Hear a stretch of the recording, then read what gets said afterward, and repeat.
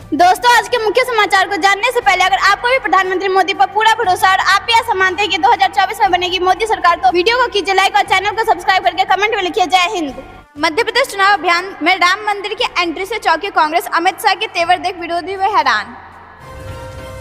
25 दिनों में 41 रुपए महंगा हुआ सोना, आज का भाव जारी। गाजा में टेलीफोन इंटरनेट सेवा आंशिक रूप से बहाल, इजराइल ने हवा, समुद्र और जमीन से घेरने की दी चेतावनी।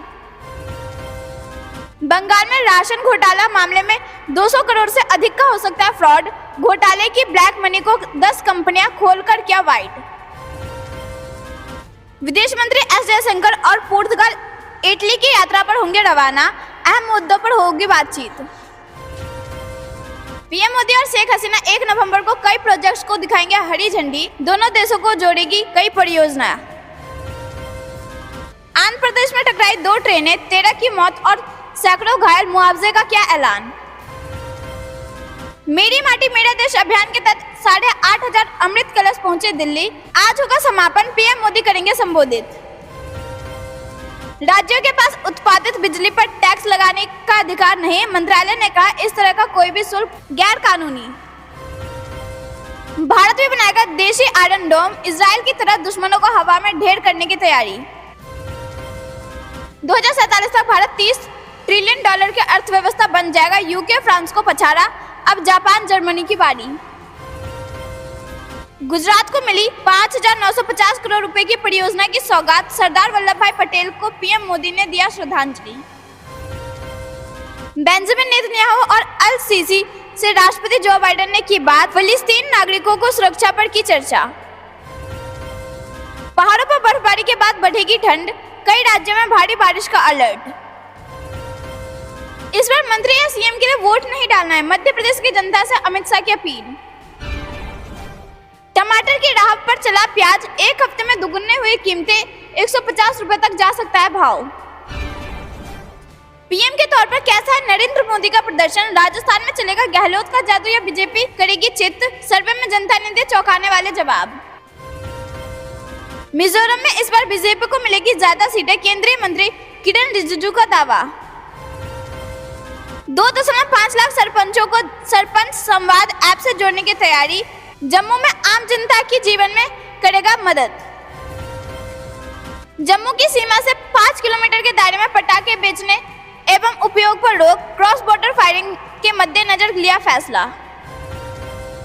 जम्मू कश्मीर के कुपवाड़ा में फिर घुसपैठ की कोशिश नाकाम, सुरक्षा बलों ने आतंकी मार गिराया। दोस्तों, अगर आपने अभी तक वीडियो लाइक नहीं किया है तो कृपया वीडियो लाइक कर दीजिए। उत्तर पूर्व भारत महोत्सव में मनमोहक लोक प्रस्तुतियों से सराबोर हुआ उत्सव, वियतनामी कलाकारों ने बांधा समा। वर्ल्ड कप के इतिहास में सबसे ज्यादा मैच जीतने वाला दूसरा टीम बना भारत। गूगल मैप में भी देश का नाम अब भारत तिरंगे के साथ अब दिखेगा पूरा नक्शा भी। सुप्रीम कोर्ट ने मनीष सिसोदिया को बेल देने से किया इनकार, अगले 3 महीने के लिए जमानत के रास्ते भी हुए बंद।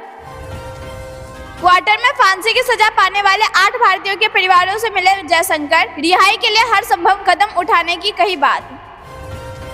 कोविड-19 के पीड़ित अधिक काम करने से बचे, हार्ट अटैक के बढ़ते मामलों के बीच मनसुख मांडविया ने किया खास आग्रह। 3 साल की सजा 2005 गैस कांड से बड़ा मसला, सरकारी दस्तावेज दिखाकर निशिकांत दुबे ने महुआ मोइत्रा पर दागे सवाल। देश में अरबपतियों की संख्या बढ़ी, 100 करोड़ रुपए कमाने वाले टैक्स पेयर्स हुए डबल।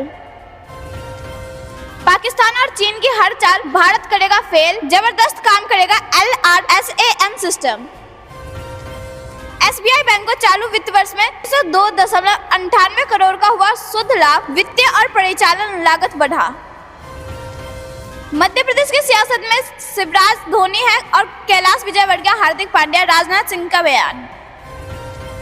कनाडा के 8 शहरों में रची जा रही बड़ी साजिश, खुफिया एजेंसियों ने सरकार को किया आग्रह। आजम खान की कारोबारियों पर आयकर छापे में खुलासा, बनाने थे सरकारी भवन, चमकाता रहे जौहर विश्वविद्यालय। पीएम मोदी ने गुजरात को दी 6,000 करोड़ की सौगात, महसाना में जनसभा को किया संबोधित। मनी लॉन्ड्रिंग केस में अशोक गहलोत के बेटे वैभव से हुई पूछताछ, ईडी ने 1 घंटे बाद फिर बुलाया। परिवहन विभाग का आदेश, 1 नवंबर से दिल्ली में नहीं मिलेगी कई बसों की एंट्री। मध्य प्रदेश में अमित शाह ने रद्द किए कार्यकर्ताओं की बैठक, पार्टी से नाराज लोगों से कर रहे 1-to-1 मीटिंग। बीजेपी सांसद सुधांशु त्रिवेदी ने कांग्रेस पर साधा निशाना, कहा राम से आपत्ति है या मंदिर से। दुनिया भर में सबसे सस्ती दूरसंचार सेवाएं भारत में सभी बड़ी अर्थव्यवस्थाओं दूरसंचार क्षेत्र किफायती। जम्मू कश्मीर के केडन सेक्टर में घुसपैठ की कोशिश नाकाम, आतंकवादी ढेर, एक हफ्ते में दूसरी बार की हरकत। आभाजी मंदिर में पूजा अर्चना, पीएम मोदी पहुंचे, लोगों ने किया खास स्वागत, वीडियो हुआ वायरल। दोस्तों, अगर आपने अभी तक वीडियो लाइक नहीं किया है तो कृपया वीडियो लाइक कर दीजिए। जल संरक्षण के लिए हो रहा अनोखा प्रयास, जागरूकता पर आकाशवाणी चला रहा 100 दिन की श्रृंखला। राहुल गांधी की चुप्पी से पता चलता है कि कांग्रेस अराजकता फैलाने वालों के समर्थन में है, अनुराग ठाकुर ने केरल धमाकों पर कहा। श्री राम मंदिर से पहले विंध्य कॉरिडोर की लोकार्पण की तैयारी, घर घर पहुंचेगा रामलला का प्राण प्रतिष्ठा का प्रसाद, गांवों में लगेगी एलईडी।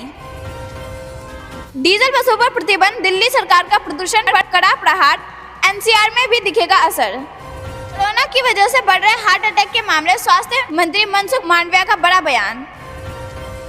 समावेशी विकास और महिला श्रम बल, समाज के विकास के लिए महिलाओं का सशक्तिकरण जरूरी।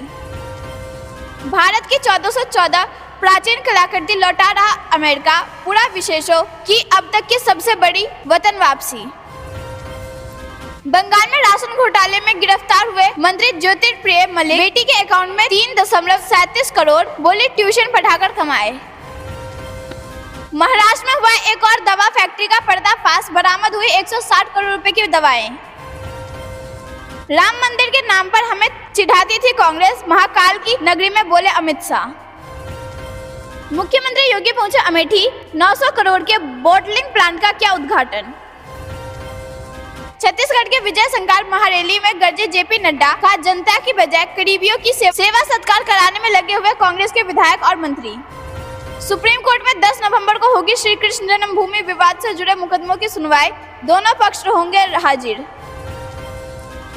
सिसोदिया की जमानत याचिका खारिज होने पर बीजेपी का आप पर हमला, कहा अभी तो और भी लोग जेल जाएंगे।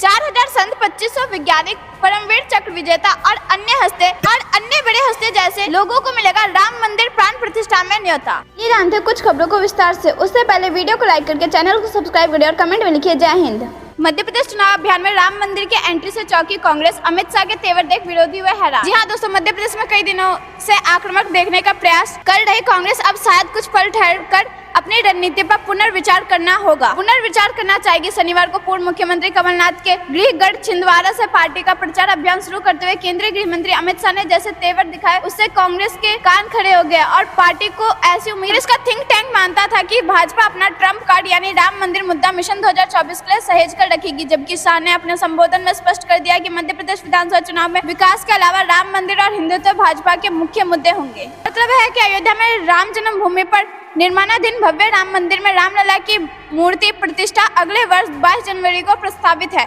इस अवसर पर प्रधानमंत्री नरेंद्र मोदी खुद वहां मौजूद रहेंगे। इससे पहले 5 अगस्त 2020 को राम मंदिर का भूमि पूजन भी मोदी ने ही किया था। छिंदवाड़ा में शाह के भाषण पर गौर करें तो भाजपा की रणनीति साफ दिखती है। पार्टी दर्शकों तक राम मंदिर निर्माण की राह में बाधाएं खड़ी करने के लिए कांग्रेस को जिम्मेदार ठहराते हुए प्रधानमंत्री मोदी को मंदिर निर्माण और मूर्ति प्रतिष्ठा का पूरा श्रेय देगी। राहुल गांधी को रामलला का दर्शन करने अयोध्या आने का आमंत्रण देकर शाह पार्टी की आक्रामकता दर्शाते हैं। मुख्यमंत्री शिवराज सिंह चौहान ने शनिवार को मध्य प्रदेश में मौजूदा प्रियंका गांधी वाड्रा से सवाल कर दिया कि उन्हें भगवान राम और राम मंदिर से क्या परेशानी है।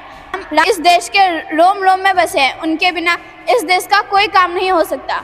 भाजपा के इस रुख से हतप्रभ कांग्रेस प्रदेश में जगह जगह लगे राम और राम मंदिर के होर्डिंग्स हटाने की मांग कर रही है। दामोह की सभा में प्रियंका वाड्रा ने कहा कि कुछ नेता धर्म की बात करते हैं, काम की नहीं। यद्यपि भाजपा को कांग्रेस की यही बेचैनी अपनी रणनीति के अनुकूल प्रतीत हो रही है।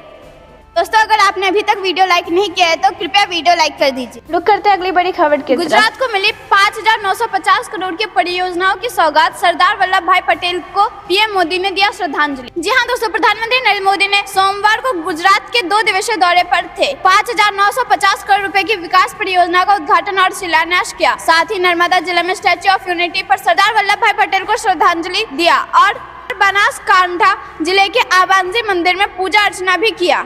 सरकार ने एक बयान में कहा कि प्रधानमंत्री सोमवार को मेहसाना जिले के दोभाला गांव में एक रैली में 5,950 करोड़ की विभिन्न परियोजनाओं का शिलान्यास किया। इसमें मेहसाना और अहमदाबाद जिले में से 2 रेलवे परियोजना शामिल है, जिसमें 77 किलोमीटर लंबा पश्चिमी माल गलियारा खंड और वीर मगाम में शाम ख्याली तक 182 किलोमीटर लंबी रेलवे लाइन का डबल ट्रैक शामिल है। इसके अलावा वह Gujarat railway infrastructure development corporation प्रधानमंत्री मोदी ने झीलों को फिर से भरने और साबरमती नदी पर बनने वाले बैराज और महिसागर जिले में पनाम जलाशय आधारित लिफ्ट सिंचाई से संबंधित परियोजना को समर्पित करे। नगर में विकास परियोजना और पर्यटन सुविधाओं का उद्घाटन किया, जिसमें 30 ई बसें, एक public bike sharing programme, Gujarat gas limited की तरफ से बनाई गई सिटी गैस का वितरण, साथ ही एकता नगर आने वाले पर्यटकों के लिए परिवहन की सुव्यवस्थित करने के लिए गोल्फ कोर्स शामिल है। इसके अलावा प्रधानमंत्री 98 कॉमन फाउंडेशन कोर्स के अधिकारी प्रशिक्षुओं को संबोधित करेंगे। पीएम नरेंद्र मोदी ने 31 अक्टूबर को सरदार वल्लभ भाई पटेल की जयंती पर युवाओं के मेरा युवा भारत को लॉन्च किया। रविवार को मन की बात में उन्होंने यह घोषणा भी की थी। दोस्तों, अगर आपने अभी तक वीडियो लाइक नहीं किया है तो कृपया वीडियो लाइक कर दीजिए। तो करते हैं अगली बड़ी खबर की तरफ। कनाडा के 8 शहरों में रची जा रही है बड़ी साजिश, खुफिया एजेंसियों ने सरकार को किया आगाह। जी हां दोस्तों, कनाडा के 8 शहरों से पंजाब में खालिस्तानी मुहिम को हवा देने की साजिश रची जा रही है। कनाडा के कुछ गुरुद्वारों का भी इसके लिए इस्तेमाल किया जा रहा है। खुफिया एजेंसियों ने पंजाब सरकार को आगाह करते हुए कहा कि खालिस्तानी समर्थकों और करीबियों की गतिविधियों पर नजर रखी जाए। विदेश में छिपे आतंकी भी पंजाब में माहौल बिगाड़ने की लगातार फिराक में है। राज्य सरकार को भेजी गई रिपोर्ट में खुफिया एजेंसियों ने कनाडा के उस शहर का जिक्र किया जहां आतंकी निज्जर की हाल में ही हत्या की गई थी। कनाडा के कुछ शहरों में भारत विरोधी पोस्टर लगाए जाते रहे। एजेंसियों ने कहा कि उक्त शहरों में आतंकियों एवं खालिस्तानी समर्थकों का आना जाना लगा रहता है। कुछ धार्मिक स्थलों पर प्रबंधक समिति भी इनकी मदद करी है। एजेंसियों ने ऐसे गुरुद्वारा प्रबंधकों की सूची भी तैयार की है। भारत में उनके करीबियों एवं रिश्तेदारों पर नजर रखने के लिए सूची को पंजाब सरकार के साथ साझा भी किया है। खुफिया एजेंसियों की तरफ से यह भी कहा गया कि कनाडा के प्रधानमंत्री जस्टिन ट्रूडो के खालिस्तान समर्थकों के पक्ष में दिए गए बयान के बाद से पटन वैंकूवर में भारत विरोधी प्रचार में तेजी आई है।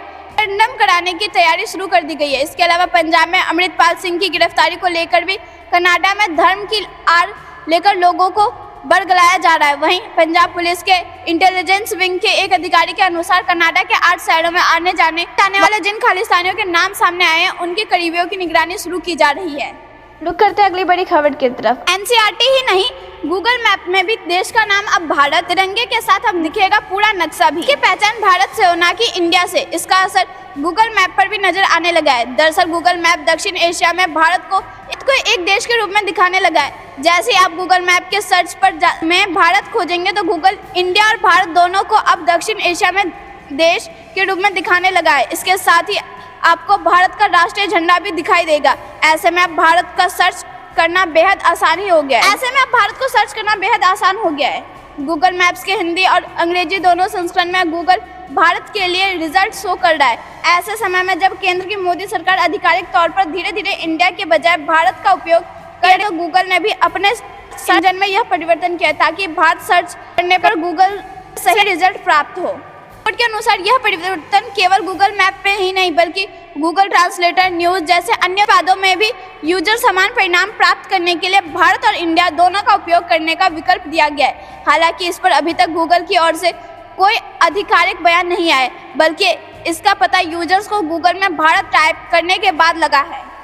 दोस्तों, अगर आपने अभी तक वीडियो लाइक नहीं किया है तो कृपया वीडियो लाइक कर दीजिए। रुक करते हैं अगली बड़ी खबर की तरफ। मध्य प्रदेश की सियासत में शिवराज धोनी हैं और कैलाश विजयवर्गीय, हार्दिक पांड्या, राजनाथ सिंह ने कहा। जी हां दोस्तों, मध्य प्रदेश विधानसभा चुनाव में भाजपा के प्रचार के लिए इंदौर पहुंचे रक्षा मंत्री राजनाथ सिंह ने रविवार को सूबे के मुख्यमंत्री शिवराज सिंह चौहान की तुलना भारतीय क्रिकेट टीम के पूर्व कप्तान महेंद्र सिंह धोनी से की। इतना ही नहीं, रक्षा मंत्री ने सूबे के फायर ब्रांड भाजपा नेता कैलाश विजयवर्गीय की तुलना भी टीम इंडिया के मौजूदा हरफनमौला खिलाड़ी हार्दिक पांड्या से करते हुए आगामी चुनाव में भाजपा की जीत को सुनिश्चित बताया। एक रिपोर्ट के अनुसार राजनाथ सिंह ने इंदौर में कैलाश विजयवर्गीय के चुनाव कार्यकाल में उद्घाटन करने के बाद कहा कि मध्य प्रदेश की सियासत में मुख्यमंत्री शिवराज सिंह चौहान बिल्कुल महेंद्र सिंह धोनी की तरह है और कैलाश विजयवर्गीय हार्दिक पांड्या जैसे हैं। उन्होंने कहा कि मैंने शिवराज सिंह को धोनी इसलिए कहा क्योंकि वह जानते हैं कि शानदार अंत के बाद कैसे जीतना है, लेकिन अगर शिवराज धोनी है तो कैलाश विजयवर्गीय मध्य प्रदेश की सियासत के हार्दिक पांड्या है। राजनाथ सिंह ने कहा कि यह गौर करने की बात है कि भाजपा के सत्ते में आने से पहले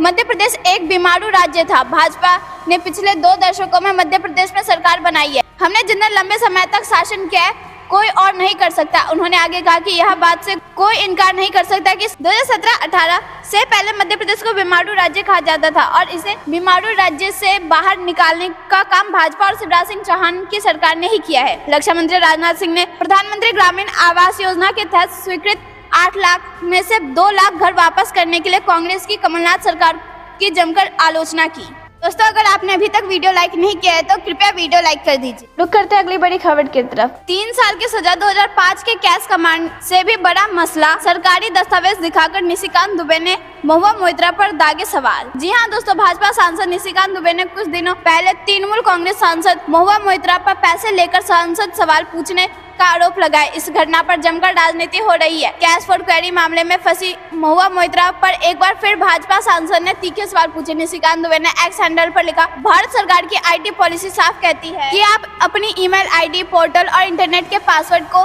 किसी के साथ शेयर नहीं कर सकते। ऐसा करने पर 3 साल की सजा का प्रावधान है। उन्होंने आगे लिखा कि यह तो 2005 के कैश फॉर क्वेश्चन से भी बड़ा मसला है। पक्ष विपक्ष नहीं, देश हित में साथ दीजिए। सांसद जिस आईटी स्टैंडिंग कमेटी की सदस्य है उसी को पढ़ लेती है। आईटी एक्ट 2000 के नियम 43 के अनुसार कंप्यूटर डेटा सिस्टम में ग्लोरीफाइड सेक्रेटरी या उनके कर्मचारियों को सिस्टम या पासवर्ड की जानकारी आप सिस्टम के मालिक की अनुमति से दे सकते हैं। यह सिस्टम के मालिक लोकसभा स्पीकर या किससे पूछा? यदि नहीं तो राष्ट्रीय सुरक्षा के साथ खिलवाड़ के अलावा भ्रष्टाचार में भी 3 साल जेल है। जानकारी के लिए यह संपत्ति संसद की है। यदि हम सांसद नहीं है तो यह डिपॉजिट करना है। चेक के बदले सांसद में सवाल पूछने का आरोप है। भाजपा सांसद निशिकांत दुबे ने लोकसभा अध्यक्ष को पत्र लिखकर महुआ पर पैसे लेकर एक बिजनेसमैन के हित में जुड़े सवाल पूछने का आरोप लगाया। आपको बता दें कि सांसद महुआ मोइत्रा ने इस बात को कबूल किया कि उन्होंने उद्योग अदानी को अपना संसद लॉगिन दिया था, लेकिन उन्होंने इसके बदले गिफ्ट लेने वाले आरोप को झूठा बताया। महुआ ने अपने बचाव में कहा कि मैंने दर्शन में कहा था कि वह अपने कार्यालय में कुछ सहायकों को सवाल पूछने के लिए दे, क्योंकि मेरे पास इतना समय नहीं था कि मैं लिख पाती। की वजह से 31 अक्टूबर को लोकसभा की एथिक्स कमेटी के सामने नहीं होगी। दोस्तों, अगर आपने अभी तक वीडियो लाइक नहीं किया है तो कृपया वीडियो लाइक कर दीजिए। रुक करते हैं अगली बड़ी खबर की तरफ। वर्ल्ड कप के इतिहास में सबसे ज्यादा मैच जीतने वाला दूसरा टीम बना भारत। पहली बार लगातार 4 मैच हारा इंग्लैंड। जी हाँ दोस्तों, वर्ल्ड कप में टीम इंडिया ने इंग्लैंड को भी हरा दिया। इस वर्ल्ड कप में यह भारत की 6ठी जीत है। भारत ने अभी तक इस टूर्नामेंट में कुल 6 मैच खेले और सभी में जीत हासिल की है। भारत के 6ठे वर्ल्ड कप मैच में डिफेंडिंग चैंपियन इंग्लैंड भी भारत के विजय रथ में रोक नहीं लगा पाई। इस जीत के साथ टीम इंडिया अंक तालिका में शीर्ष पर तो आ गई है, बल्कि वर्ल्ड कप इतिहास में एक नया रिकॉर्ड भी अपने नाम कर लिया है। दरअसल टीम इंडिया ने इस मैच में इंग्लैंड को हराने के बाद वर्ल्ड कप इतिहास में सबसे ज्यादा मैच जीतने वाली दूसरी टीम बन गई है। भारत ने न्यूजीलैंड को पीछे छोड़ते हुए वर्ल्ड कप में 59 मैच जीत लिए हैं। इस मामले में अब भारत से ऊपर सिर्फ एक टीम है। में हुए सभी वर्ल्ड कप के मैचों को मिलाकर सबसे ज्यादा मैच जीतने वाली टीम ऑस्ट्रेलिया है। ऑस्ट्रेलिया ने अभी तक कुल 73 वर्ल्ड कप मैच अपने नाम किए हैं, जो दुनिया में सबसे ज्यादा है। वहीं इस लिस्ट जिसने 59 वर्ल्ड कप मैचों में जीत का स्वाद चखा है। इस लिस्ट में भारत के बाद तीसरे नंबर पर न्यूजीलैंड की टीम है, जिन्होंने अभी तक कुल 58 वर्ल्ड कप मैच के अलावा भारत के खिलाफ वर्ल्ड कप मैच हराने के बाद इंग्लैंड की टीम ने भी एक नया रिकॉर्ड अपने नाम किया है। दरअसल इंग्लैंड की क्रिकेट टीम वर्ल्ड कप के इतिहास में पहली बार लगातार 4 मैच हारी है। इससे पहले हुए तमाम वर्ल्ड कप टूर्नामेंट में इंग्लैंड के साथ ऐसा पहले कभी नहीं हुआ था। चैंपियन इंग्लैंड का सफर अब लगभग खत्म हो चुका है। उनके 3 मैच बचे हुए, जो क्रमशः ऑस्ट्रेलिया, नीदरलैंड और पाकिस्तान के खिलाफ खेले जाने हैं। रुक करते हैं अगली बड़ी खबर की तरफ। आजम खान के करीबियों पर आयकर छापे में खुलासा, बनाने थे सरकारी भवन, चमकाते रहे जौहर विश्वविद्यालय। झील के सुंदरीकरण और पिकनिक स्पॉट को विकसित करने के लिए सरकारी विभाग ने टेंडर जारी किया। यह काम पूर्व मंत्री आजम खान के करीबी ठेकेदार को मिला, जिसने सरकारी काम करने के बजाय अधिकांश बजट जौहर विश्वविद्यालय के निर्माण कार्य में खर्च कर दिया। आजम खान के करीबी और ठेकेदारों के ठिकानों पर मारे गए आयकर छापों में इस तरह की तमाम वित्तीय अनियमितताओं का पता चला है। अधिकारियों को शक है कि विश्वविद्यालय में विधायक एवं सांसद निधि के इस्तेमाल में बड़े पैमाने पर गरीबियां मिली है। सूत्रों की माने तो निधि के काम कराने वाले 6 ठेकेदार आयकर विभाग के निशाने पर आ चुके हैं। इन सभी को पूछताछ के लिए नोटिस देकर तलब किया जाएगा। वहीं जरूरी और ग्राम्य विकास विभाग के जिन ठेकेदारों के ठिकानों पर छापा मारा गया, वहां से मिले दस्तावेज के आधार पर संबंधित विभागों के अधिकारियों पर भी शिकंजा कसने की तैयारियां है। दरअसल छापे के दौरान जब उनसे निर्माण कार्य अधूरे होने और बैंक खातों में एक नकद निकालने के बारे में पूछा गया तो वे कोई संतोषजनक जवाब नहीं दे सके। दोस्तों, अगर आपने अभी तक वीडियो लाइक नहीं किया है तो कृपया वीडियो लाइक कर दीजिए। रुक करते हैं अगली बड़ी खबर की तरफ। समय तबाही के बीच पीएम मोदी ने मिस्र के राष्ट्रपति को लगाया फोन। जानिए क्या हुई बातचीत। जी हाँ दोस्तों, हमास के हमले के बाद गाजा में जारी इजराइल के पलटवार के बीच प्रधानमंत्री नरेंद्र मोदी ने मिस्र के राष्ट्रपति अब्देल फताह अल सीसी से फोन पर बात की। पीएम मोदी ने शनिवार को अब सीसी को फोन करके वेस्ट एशिया में बढ़ती असुरक्षा और आतंकवाद को लेकर चिंता जताई। खतरे में बढ़ती आम नागरिकों की जिंदगी को लेकर उन्होंने चिंता जताई। इजराइल और फिलिस्तीन का सीधा नाम लिए बिना पीएम मोदी और अल सीसी ने शांति बहाल करने और पीड़ितों को मानवीय सहायता देने के बारे में चर्चा की। प्रधानमंत्री नरेंद्र मोदी ने सोशल मीडिया प्लेटफॉर्म एक्स पर बताया कि कल हमारी बात राष्ट्रपति अल सीसी से हुई। हमने पश्चिम एशिया में बढ़ती चुनौती को लेकर चर्चा की। हम दोनों ने ही आतंकवाद, हिंसा और खतरों की जिंदगी पर चिंता जताई। हम दोनों ने ही इस क्षेत्र में शांति बहाल करने और मानवीय सहायता देने पर सहमति जताई। इजिप्ट की तरफ से पीएम मोदी और राष्ट्रपति अल सीसी के बीच हुई बातचीत पर बयान जारी किया गया है। इसमें कहा गया है कि दोनों नेताओं के बीच गाजा पट्टी में चल रहे इजरायली सेना के ऑपरेशन को लेकर चर्चा हुई। दोनों नेताओं के बीच की चुनौती और मासूमों की जिंदगी को लेकर बातचीत हुई। राष्ट्रपति अल सीसी ने इस समस्याओं के रणनीतिक समाधान और बातचीत पर जोर दिया। आपको बता दें कि 27 अक्टूबर को यूएन द स्ट्रिप में चल रही कार्रवाई पर प्रस्ताव लाया गया था। हालांकि भारत वॉशिंग में नहीं लिया। भारत ने अपना रुख स्पष्ट करते हुए कहा कि दुनिया भर में आतंकी हमलों पर कोई सफाई नहीं दी जा सकती है और किसी भी स्तर पर सही नहीं ठहराया जा सकता है। इस प्रस्ताव का मुद्दा गाजा में आम लोगों की हत्या और उनकी मानवीय सहायता को लेकर था। 121 देशों ने इस प्रस्ताव का समर्थन में वोट किया तो वहीं 14 ने विरोध किया। भारत समेत 44 देशों ने वोटिंग में हिस्सा नहीं लिया। दोस्तों, अगर आपने अभी तक वीडियो लाइक नहीं किया है तो कृपया वीडियो लाइक कर दीजिए। रुक करते हैं अगली बड़ी खबर की तरफ। हमास के हमले से लिया सबक, भारत अपनी सीमाओं की निगरानी के लिए करेगा ड्रोन तैनात। जी हाँ दोस्तों, बीते 7 अक्टूबर को हमास के आतंकियों ने इजराइल पर चौंकाने वाला हमला करके 1000 से ज्यादा नागरिकों और सैनिकों की मौत को घाट उतार दिया था। इजराइल इस मामले का पूर्ण अनुमान लगाने में भी विफल रहा था और सीमा से घुसपैठ करते समय आतंकियों को ट्रैक करने में विफल रहा। अब भारत ने इस घटना से सबक लेते हुए अपनी सीमाओं की रक्षा के लिए कुछ खास कदम उठाने का फैसला लिया है। भारत इजराइल में हमास जैसे अचानक हमलों से बचने के लिए अपनी सीमाओं पर ड्रोन के साथ एक निगरानी प्रणाली स्थापित कर रहा है। देश के रक्षा अधिकारियों ने पिछले हफ्ते निगरानी और ट्रोही ड्रोन के 6 घरेलू विक्रेताओं से मुलाकात की और अगले महीने जल्द ही एक आदेश की घोषणा होने की उम्मीद है। रक्षा सूत्रों के अनुसार ड्रोन के साथ सीमा की निगरानी प्रणाली की शुरुआत साल 2024 के मध्य तक शुरू हो सकती है। चीन तथा पाकिस्तान से दोहरे मोर्चे पर संभावित खतरे को देखते हुए भारतीय सेना रणनीतिकार समय समय पर सुरक्षा और निगरानी प्रणाली की समीक्षा करते रहते हैं। पूरे कवायद चीन से बढ़े तनाव और युद्ध के बाद से ही जारी है। मई की शुरुआत में सीमा के कुछ हिस्सों में चालू करने पर विचार कर रही है। सीमा पर हर से निगरानी रखने का कदम उठाया गया। देश चीन और पाकिस्तान के साथ पर्वतीय सीमा पर तनाव बढ़ा हुआ है। यूक्रेन युद्ध ने प्रधानमंत्री नरेंद्र मोदी की सरकार को अपने सरकार तैयारियों और युद्ध के मैदान पर प्राथमिकता का मूल्यांकन करने पर मजबूर कर दिया। हमले ने कुछ सुझाए गए उपायों को शीघ्रता से लागू करने के लिए प्रेरित किया है।